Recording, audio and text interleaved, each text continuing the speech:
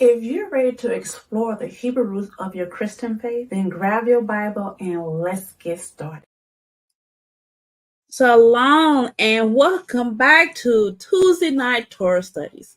Now, have any of you had those days that you feel like you need to hit a reset button, like you need to start all over? It's like this day seems a little weird. It's just like not coming together. Is just so many moving parts. So I kind of felt that way yesterday, actually. And also today, I kind of felt like I need to hit the reset button and start the day over. But that's all right. I am thankful for today and thankful that Yehovah was with me. So today, we are continually, like I said, in the book of Exodus. We are in chapter 19.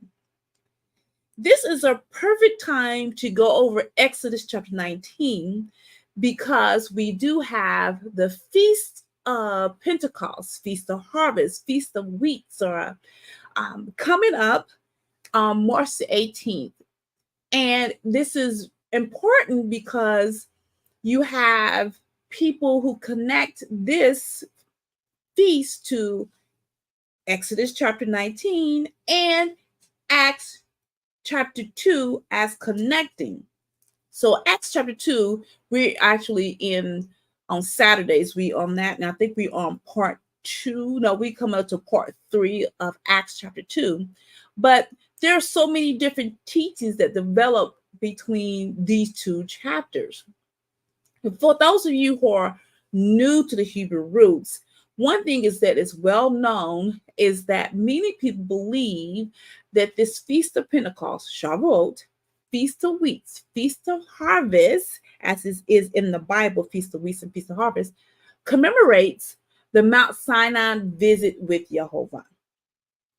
Now, not everyone has come up to this same conclusion, but because the Bible does not actually say that, it does not tell us, like many of the other feasts, that this feast commemorates the Mount Sinai visit of Yehovah. So I do want to point out what the Feast of Weeks, Feast of Harvest, as it is written, means, well, it is the feast of first fruit offering, just like the first fruit offering that we have during Passover, unleavened bread. During that first fruit offering, that is from the barley harvest. Feast of Pentecost is from the harvest of the wheat during the wheat time. So it's the wheat harvest that this is another first fruit offering.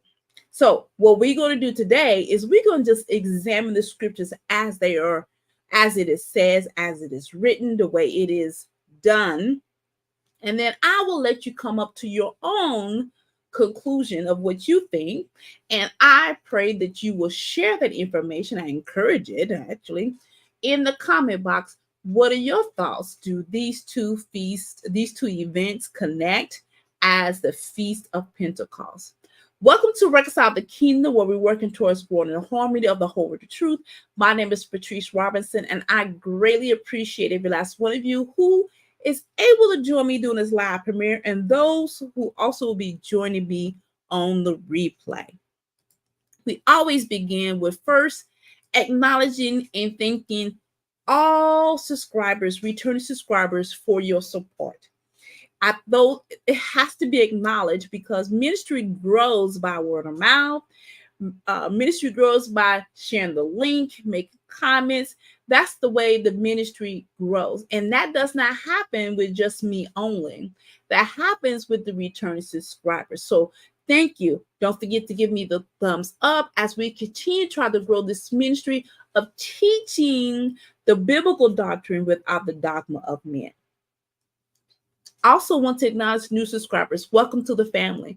And just join right on in and do the things that we just spoke about for the returning subscribers. Because what is not being taught is the written word. We come up with all this symbolism and all these type of things that are not in the Bible and make it as it is written. So that's the whole thing that we went through with exegesis, eisegesis, and all the hermeneutics, which on one day we're going to have a whole teaching of what all that entails. And I think that will help you actually understand the word as it is written. This is why the workbooks are written the way they are, to especially the first 5 W's. Those 5 W's are a foundation to understanding about the book of study that you're going to study, whether you are in Exodus with us or Acts with us on Saturday or wherever other book that you are in study of. So most definitely get your workbook so you can get a better foundation of what you're studying. So I also want to acknowledge visitors. Welcome. I'm hoping that you are ready to join this family, because this family does not mind searching the scriptures. You can join this family that does not mind challenging the religious system teachings that we have been under for hundreds of years. A family that is considered and will continue to focus on being a lifetime student of the Bible, because this is a lifetime study. This is a lifestyle. This is not just about reading the word. This is not just about teaching the word. This is demonstrating the word also as your lifestyle. So this is what we are committed to. A family that's ready to explore the Hebrews of their Christian faith. Now, it's easy to join this family. Just hit that subscribe button below. Don't forget the bell, because the bell is important, because it lets you know when I'm live, any announcements, or any updates. As we spoke to the return subscribers, how we spoke about them, one way is also making comments in the box, whether you agree or not. There's a way to disagree and still make respectful comments. Share the link, thumbs up. Those are important ways to support the ministry. Follow me on Facebook, Instagram, Pinterest, Spotify, and YouTube podcasts. And don't forget, like we talked about, you can purchase the workbooks for various different books of the Bible in the RK Biblical Studio on Etsy. And of course, there's scripture wall art for you to purchase so that you can have the scripture before you have all these other things that some people don't need in their homes. But I'm going to leave that between them and God. But these are all the ways that you support the ministry, and you can take a look at this information in the description box because it's there for you, along with all the links. And don't forget, I need to put this up here eventually. There is a way to give monetary by the Cash App link that's also in the description box. You can take a look at that again. It's your own timing.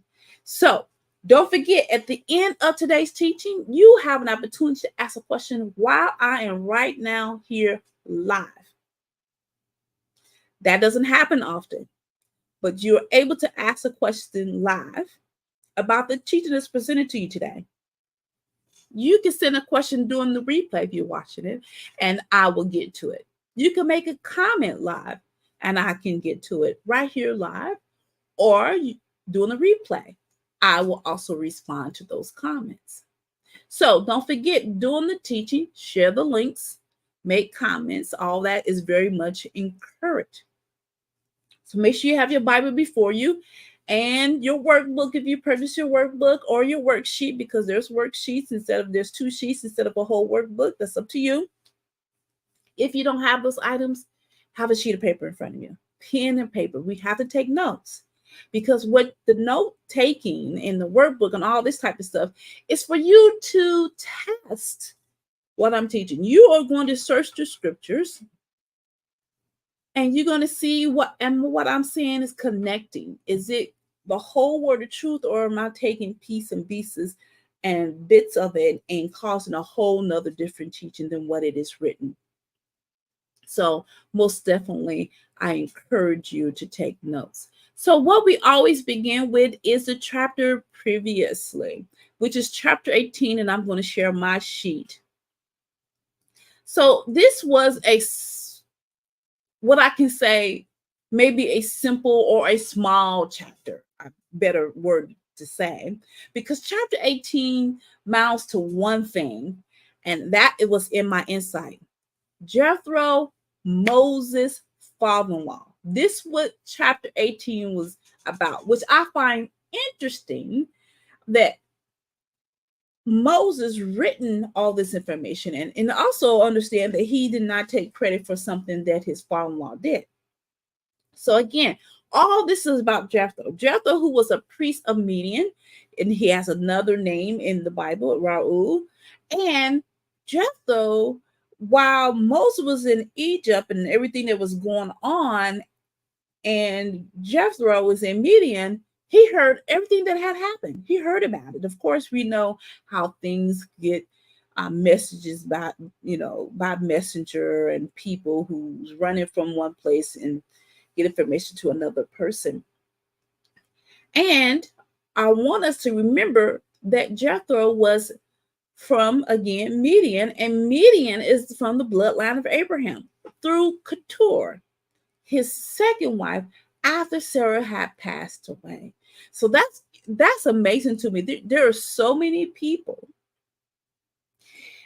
even myself at the time, read the Bible many times and still did not catch on that Abraham had a second wife, Keturah.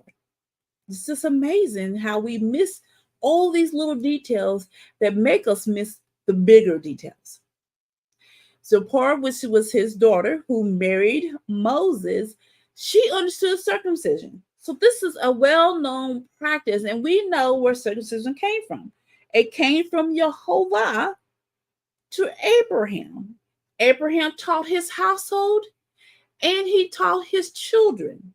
Midian was one of his children from Keturah, so he was taught that, and then it just went on to generations.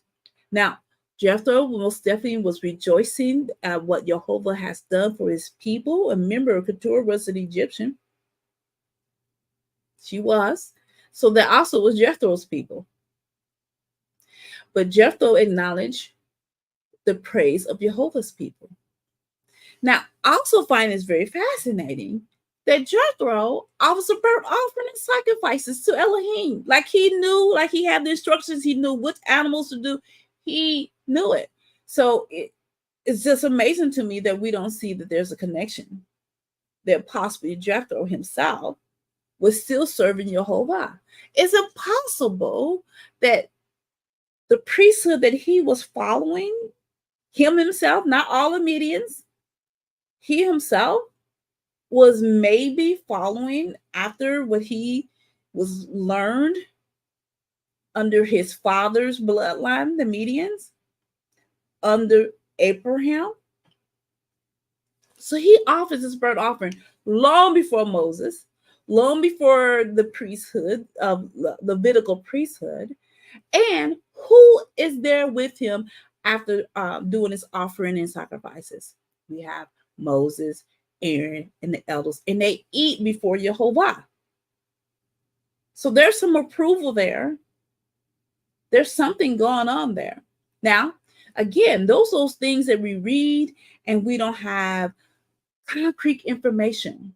We don't have the linking connection to the scripture, and it leaves us in wonders and questions. So there's some questions that we will not get answered, but there's going to be a time that we're going to know all.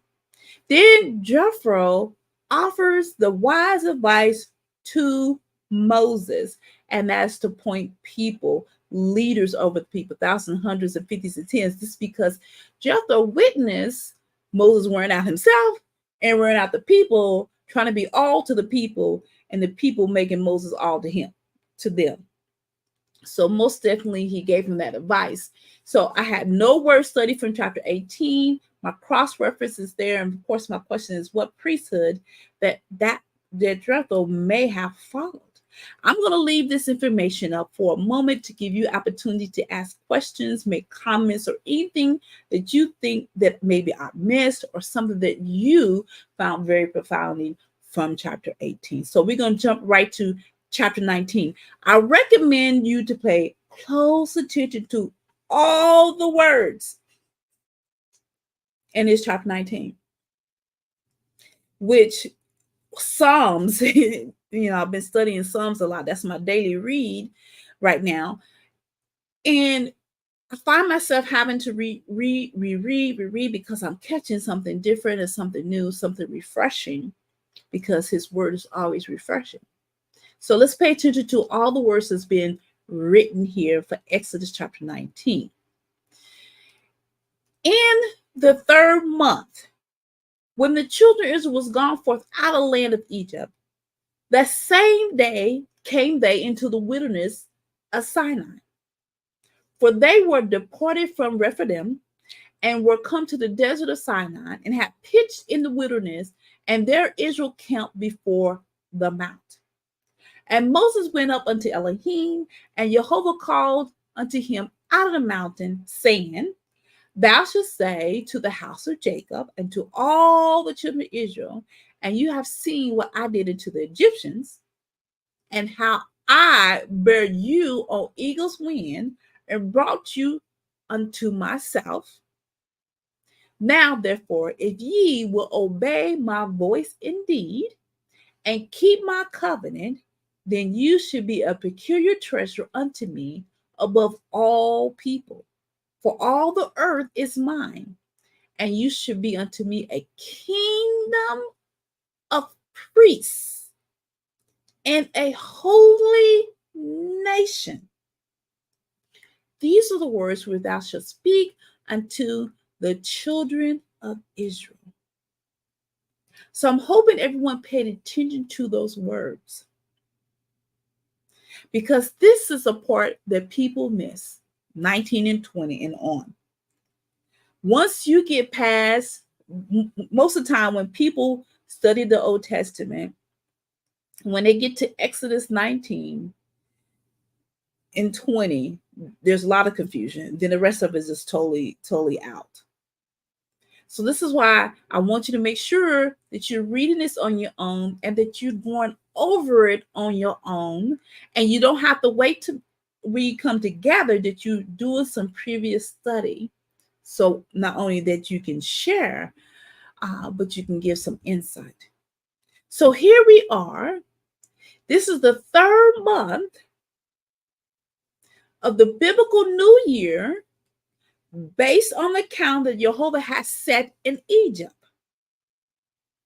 This is the third month and the 15th day from when the children of Israel left, remember they left on the first month, during the 15th day, during the feast of Passover, unleavened bread is when they exited out.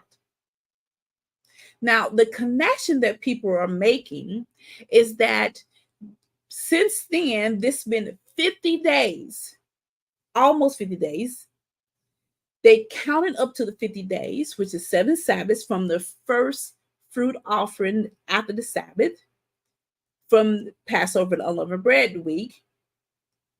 And then remember, we arrive up to Pentecost, that 50th day. That is Pentecost, which is 7 Sabbaths. So here they arrive at the mount. So it's been about 45 days, according to what is written. Plus, we're going to have more days that's going to be added in before the event of Yehovah speaking to his meeting with his people. However, Moses made it to the mountain.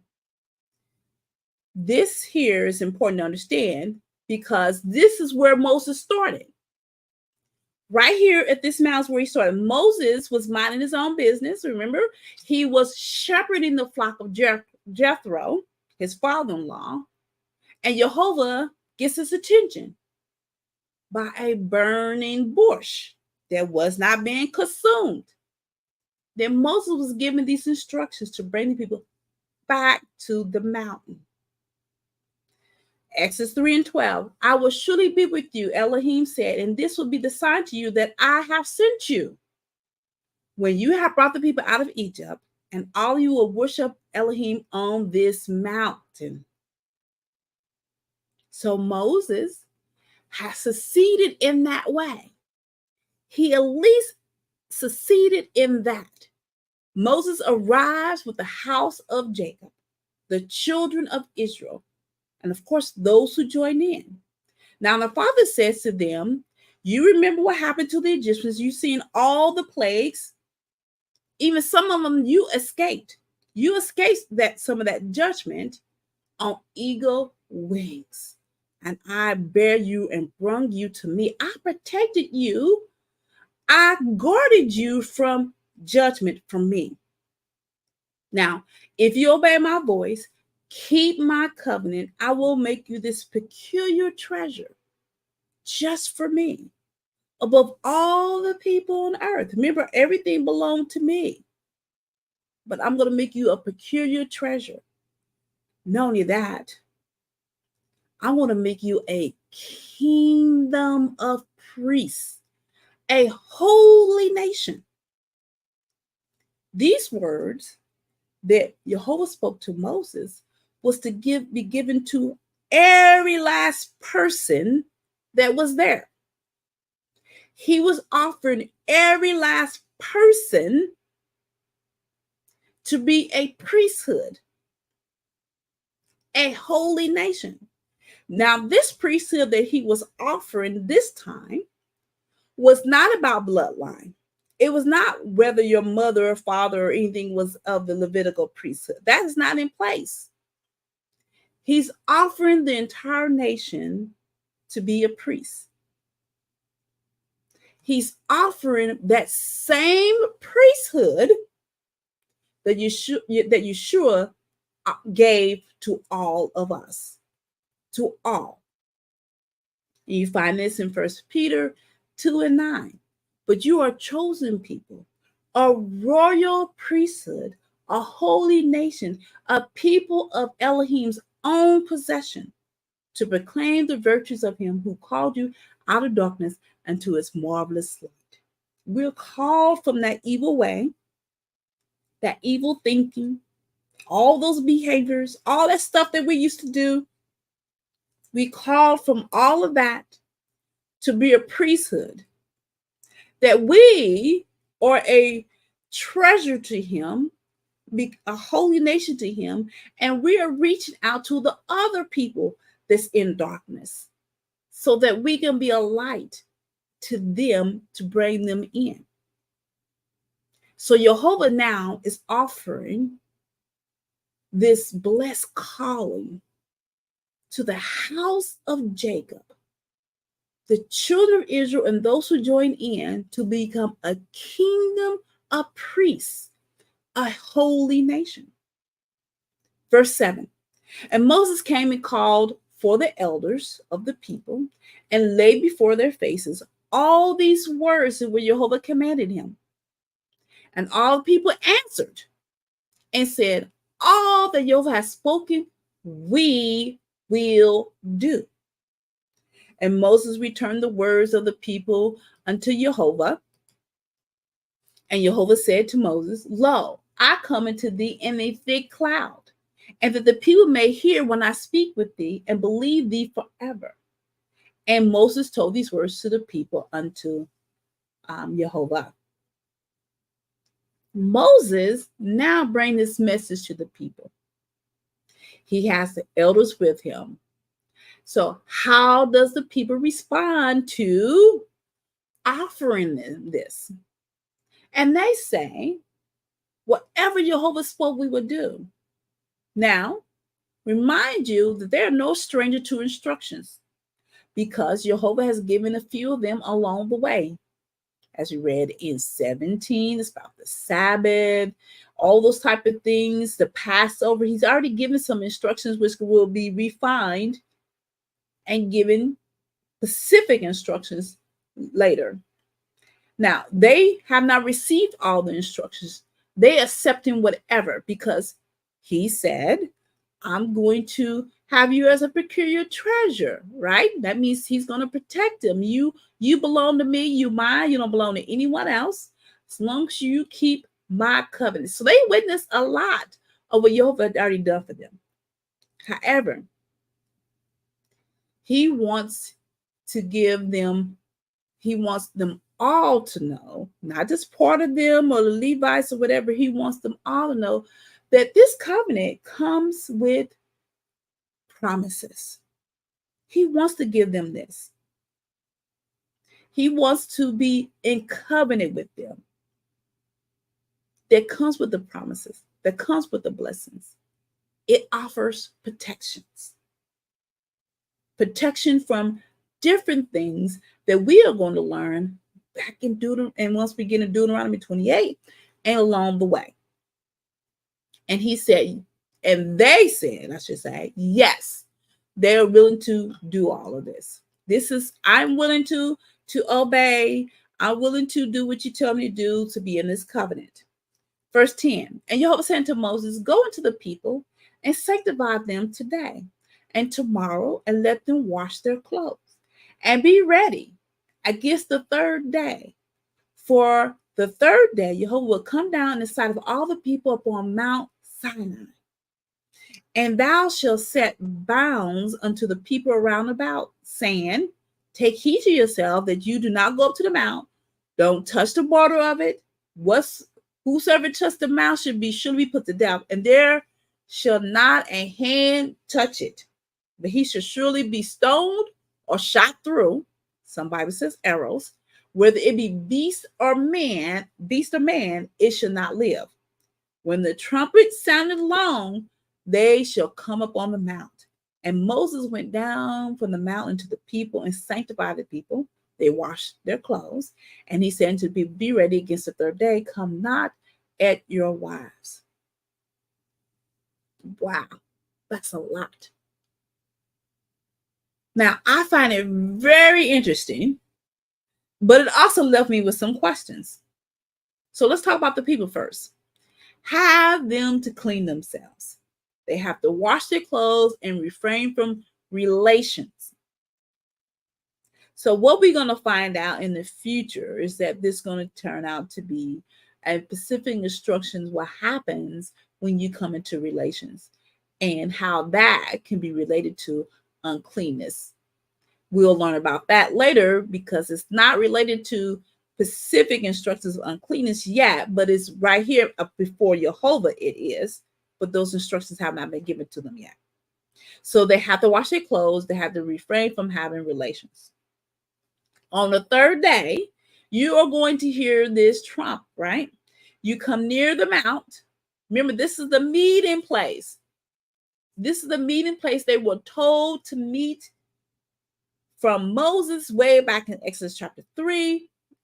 It was instructions was given to Moses, and now they have made. Now the instructions includes not touching the mount, not even the borders of the mount.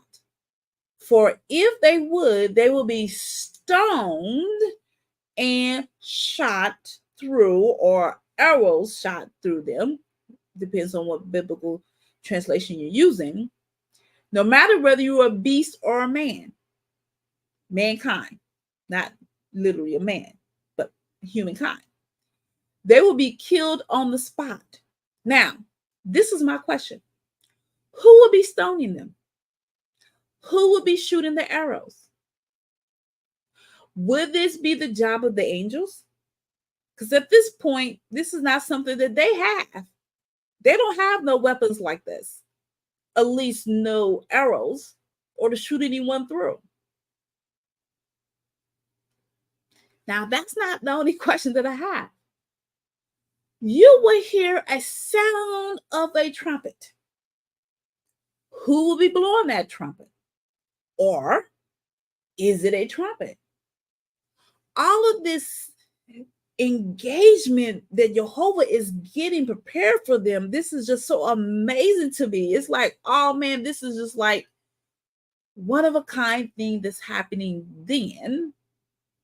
And of course, we see additional spiritual engagement at this level in the book of Revelation. Now, I'm so amazed by chapter 19 and chapter 20. You know what? I'm so amazed by the entire Bible. Reading this is like so exciting.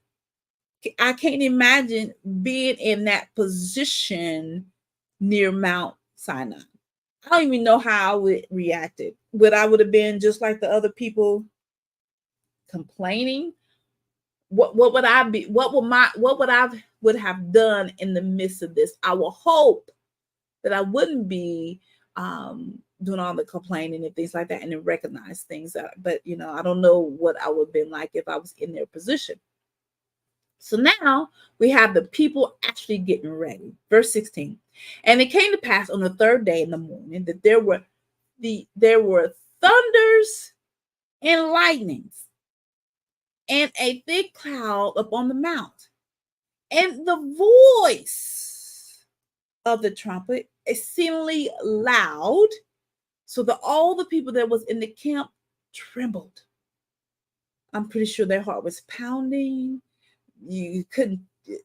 I'm pretty sure it was beyond what words can say. And Moses brought forth the people out of the camp to meet Elohim, and they stood at neither part of the mount. So we get this warning sign, not the warning sign, we get the meeting sound, the voice of a trumpet. They heard the sound. Remember that by the trumpet sound is how you come meet. So Moses bring them out of the camp area into the mount. This is the third day. They're standing at the mount. All the people, those of Israel, natural born, and those who joined in.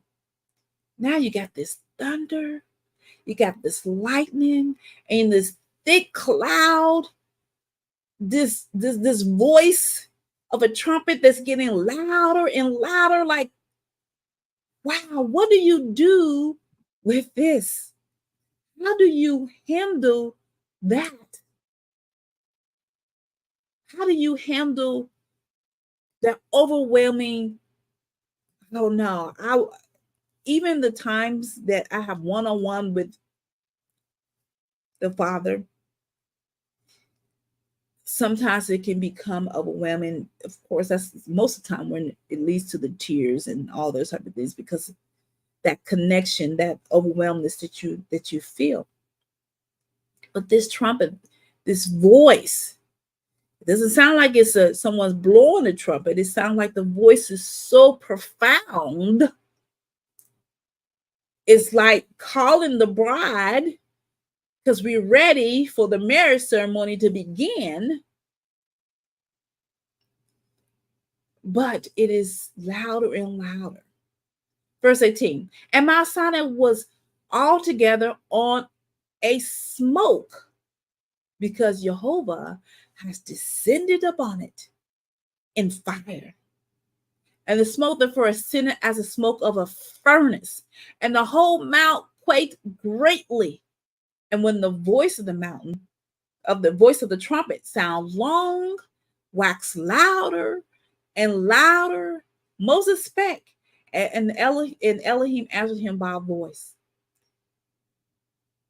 He's speaking to Moses right before the people. They hear him. And Yehovah came down upon the Mount Sinai on top of the mount, and Yehovah called Moses up to the top of the mount. Come on up here. Moses went up.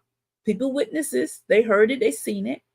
And Yehovah said to Moses, go down, charge people, lest they break through unto Yehovah to gaze, and many of them perish.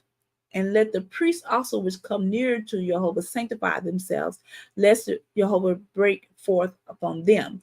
And Moses said unto Yehovah, the people cannot come up to the Mount Sinai, for thou charges us, saying, set bounds about the mount and sanctify it.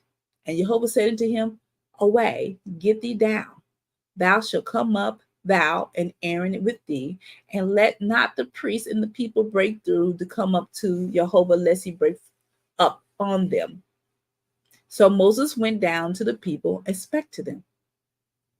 So here we are, meeting Yehovah, meeting the Father, meeting our husband, coming down to the mount.